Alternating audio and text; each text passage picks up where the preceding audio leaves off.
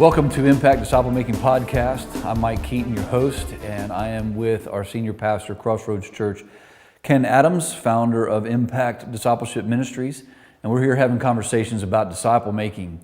And today the question on the table is, what is the difference, Ken, between disciple making and discipleship? Well, you know, Mike, those are two really great words. But the truth is that for a lot of people, they mean very different things, you know. In fact, a lot of times we use the word disciple making and we use the word discipleship interchangeably. But when you really look at what Jesus did and what Jesus told us to do, is that they can really be two very different things. I remember in my own life when the concept of discipleship, for a long time, for me, discipleship just meant deeper spiritual growth. I can say that for a long time, discipleship was more about just developing spiritual disciplines in my life that I thought were a part of the process of spiritual growth. And so I was just really trying to figure out how I could keep going deeper and really develop those spiritual disciplines in my life.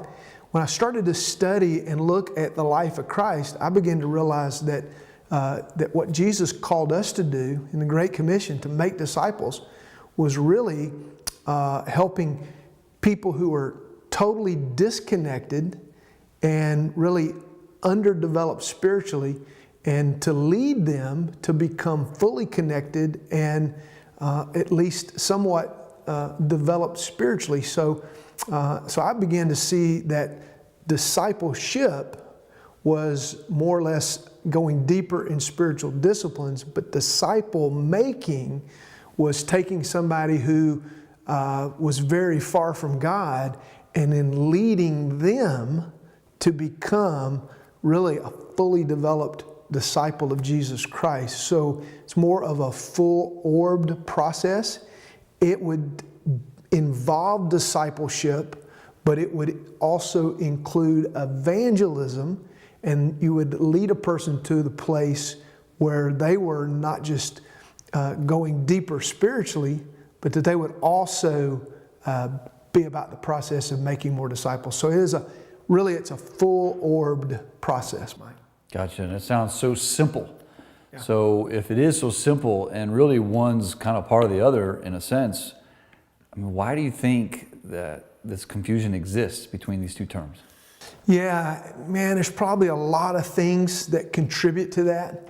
But I know from my own experience as a pastor and also just from being involved in church for a long time, I think a big part of the problem is that we have really developed more of a program approach versus a process approach.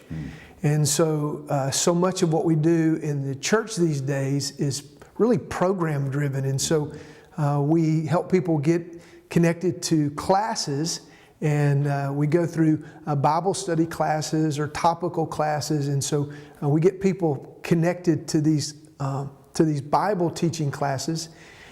And as a result of that, we have maybe a lot of great Christian education going on, but we don't necessarily have a lot of spiritual transformation taking place. And so you can get an awful lot of knowledge, but you're not necessarily really seeing a lot of transformation, a lot of life change happening in people's lives. But if you take more of a process approach versus a program approach, then really what you're doing is you're helping a person really make those steps from being far from God or maybe being a seeker to becoming a follower, and then as a follower, then becoming a disciple or a student, and then eventually being able to go out and lead somebody else. So disciple making takes a person from the beginning of a life without Christ through a process of development to where one day they're going to be able to go out and help somebody else come to know Christ. So rather than just information, it's a process that brings about transformation. Mike, it's the same thing that Jesus did with his disciples. Mm-hmm. Which is really kind of the next thing, right? I mean, so if we understand the difference between process and program, so there's obviously an understanding there, but what do we need to change? What needs to change? Yeah. Well, I'll take you to an example, to a verse right out of the life of Christ. And one of the classic verses on disciple making is from Mark chapter 3, verse 14, where it says that Jesus appointed 12 that they might be with him and that he might send them out to preach. You see, the process for Jesus could be summed up in those words, with him, in order to send them. And so for Jesus, what he did is that he connected with men that the Bible refers to as unschooled, ordinary men. And Jesus literally, by connecting with them, he led them to the place where they could turn around, they could go out and do the exact same thing with other people that Jesus had done with them. And so that wasn't a program at all, man. That was a process.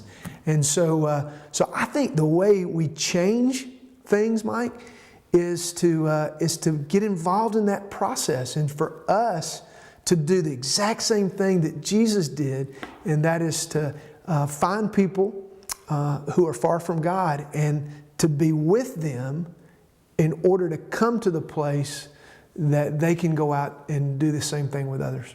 Okay, so if we understand the difference between process and program, and we make the choice really to follow and do what Jesus did, so how do we make that transition?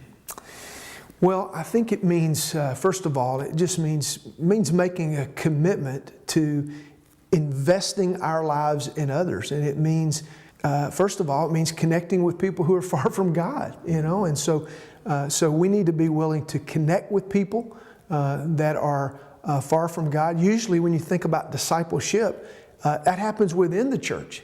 But disciple making really starts outside the church. And so what we do is that we connect with people far from God, and then we make an intentional commitment to helping that person move from being a seeker to really identifying with Christ, and then learning what it means to grow in Christ, and eventually being trained and equipped to go out and to help other people do the exact same thing. So if we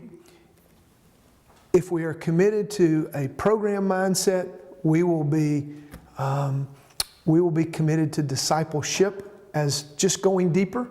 But if we are making an effort to be a part of a process of disciple making, then we'll go deeper, but we'll also go wider.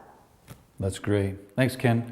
So we hope that you won't be confused between the difference between disciple making and discipleship, and that you will follow Jesus' model of being with. And we thank you for tuning in for this episode, and look forward to seeing you next time.